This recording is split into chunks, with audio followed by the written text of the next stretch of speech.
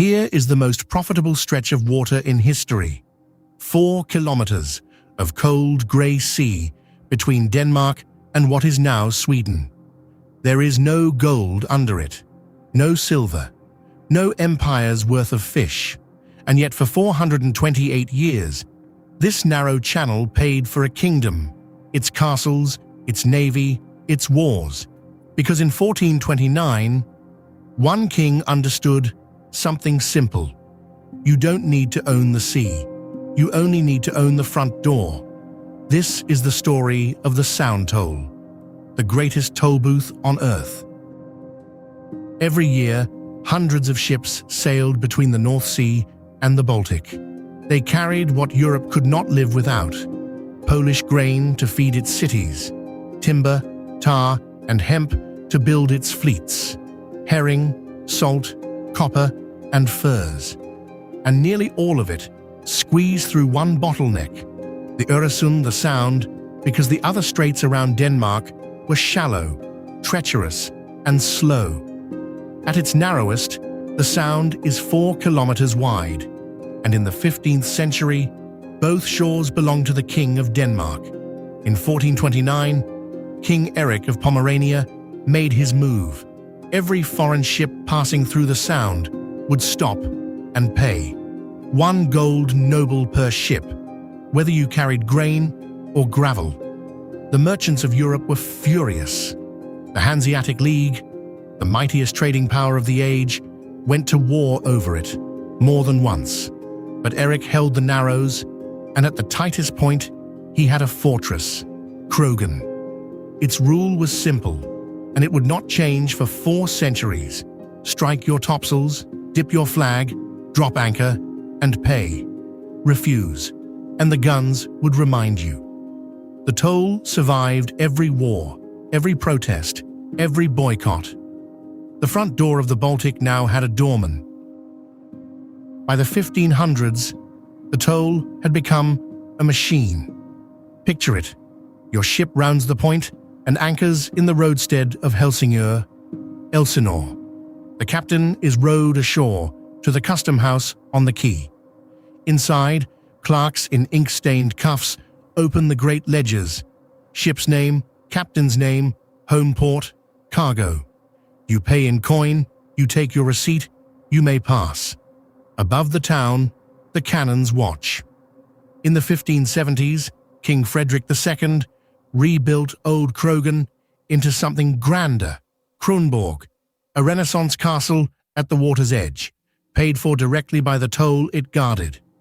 You may know it by another name. Shakespeare made it the home of a Danish prince called Hamlet, and in 1567, the toll became clever.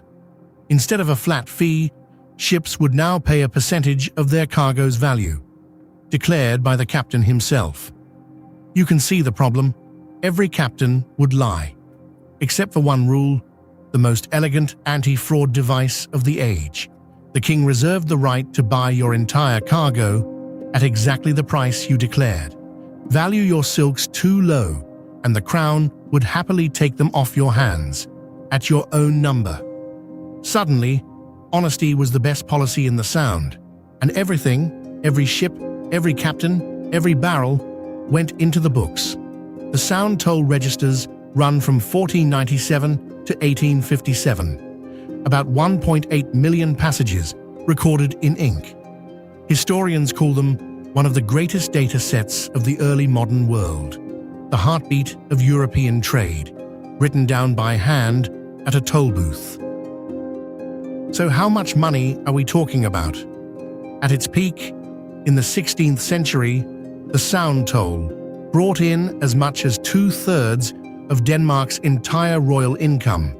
2 ships out of every 3 that entered or left the Baltic paid a Danish king for the privilege. And here was the political secret. The toll went straight into the king's own chamber, not through the Council of Nobles.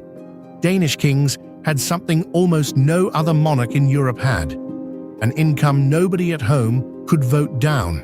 The toll built the navy that patrolled it. It gilded Copenhagen, it raised Kronborg's copper roofs, and it made little Helsingør one of the liveliest towns in the north. Hundreds of ships waiting in the roadstead on a good day, pilots, provisioners, innkeepers, money changers, and the merchant agents of every seafaring nation, all crowded onto one quay, all living off the world's traffic jam. But nobody loves a toll booth. The Dutch, who carried more Baltic cargo than everyone else combined and called it the mother of all trades, bargained, protested, and when needed, sent warships. Denmark learned to treat its best customer carefully. Sweden fought war after war to break the Danish grip. Swedish ships won exemption from the toll, which immediately created a new industry, sailing under false Swedish papers. And in 1658, disaster. Denmark lost Scania, the entire eastern shore of the Sound, to Sweden forever.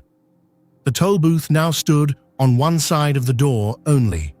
Surely that was the end. It was not.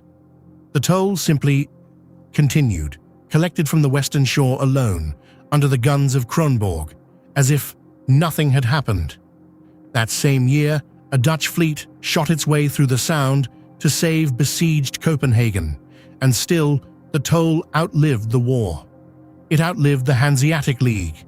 It outlived the Dutch Golden Age. By 1800, it was collecting from ships flying flags that had not existed when it began, including a brand new one with stars and stripes. Nothing lasts.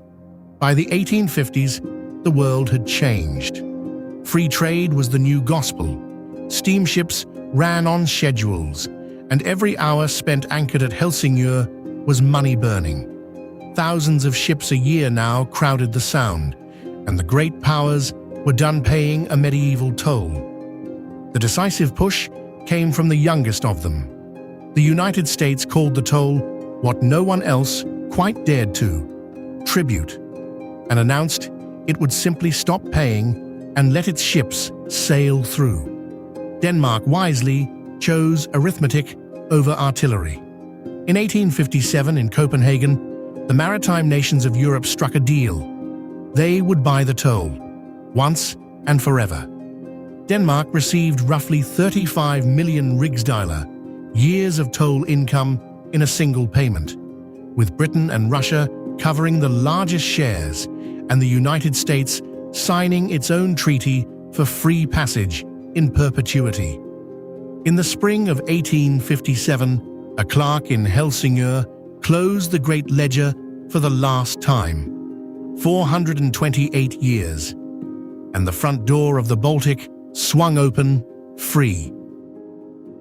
Today, tens of thousands of ships pass the Sound every year.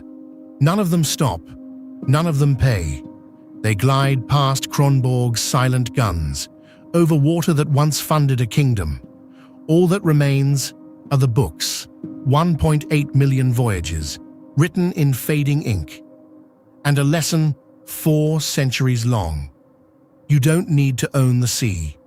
You only need to own the door, until the world, at last, buys it from you.